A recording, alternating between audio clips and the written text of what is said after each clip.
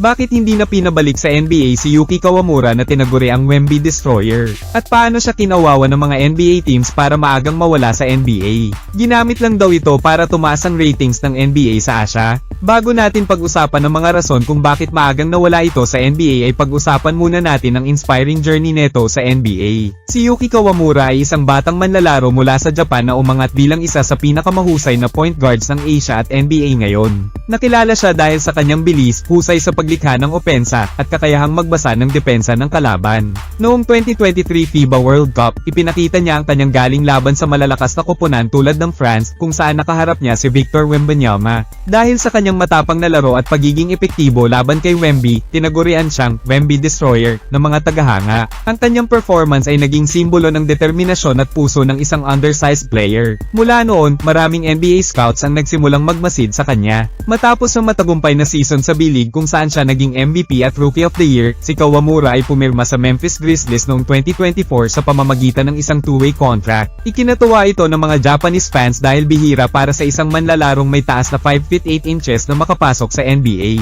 Sa simula, ginamit siya sa limitadong minuto upang makita kung kaya niyang makasabay sa bilis ng liga. Nakita ng mga coaches ang kanyang matalinong decision-making at mabilis na paglabas ng bola, ngunit nagkulang siya sa depensa dahil sa height disadvantage. Gayunpaman, pinuri siya ng marami dahil sa kanyang tapang sa pagharap sa mas matatangkad na kalaban.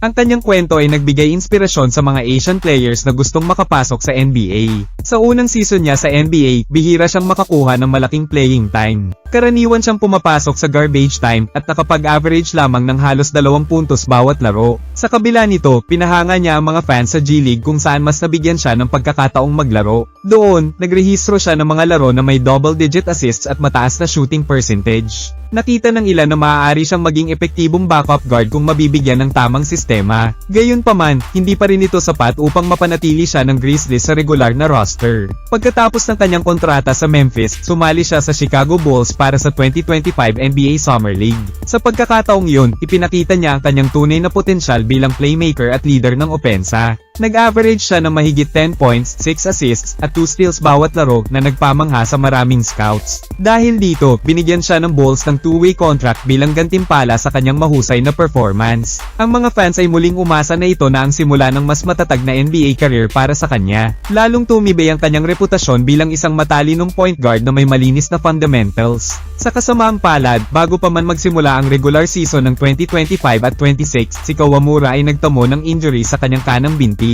Ang calf strain na nakuha niya sa preseason game laban sa Milwaukee Bucks ay mas malala kaysa inaasahan. Dahil dito, napilitan ng Chicago Bulls na i-waive siya upang magbigay daan sa ibang healthy players sa roster. Ang injury na ito ay naging malaking hadlang sa kanyang momentum matapos ang magandang Summer League stint. Maraming fans ang nalungkot dahil akala nila ay tuloy-tuloy na ang kanyang pag-angat. Ipinakita nito kung gaano kabilis magbago ang kapalaran sa mundo ng profesional na basketball. Ang dahilan kung bakit hindi siya agad nakabalik sa NBA ay hindi lamang dahil sa injury, kundi pati na rin sa matinding kompetisyon sa posisyon ng point guard.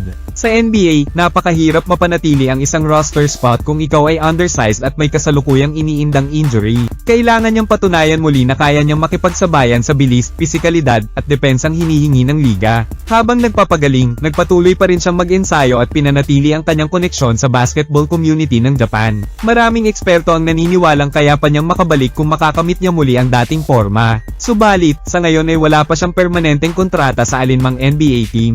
Sa kabuuan, ang kwento ni Yuki Kawamura ay isang patunay na hindi kailangang matangkad para mangarap ng malaki. Bagaman tinamaan siya ng injury at nawala ng lugar sa NBA roster, ang kanyang disiplina at dedikasyon ay patuloy na nagbibigay inspirasyon sa mga batang manlalaro. Marami ang naniniwala na maaari pa siyang makabalik lalo na kung magpapatuloy ang kanyang pag-unlad at paggaling. Ang kanyang laban ay hindi pa tapos, isa lamang itong pansamantalang paghinto sa kanyang paglalakbay. Tulad ng kanyang ipinakitang determinasyon laban kay Wemby, hindi siya sumusuko kahit sa imposibleng laban.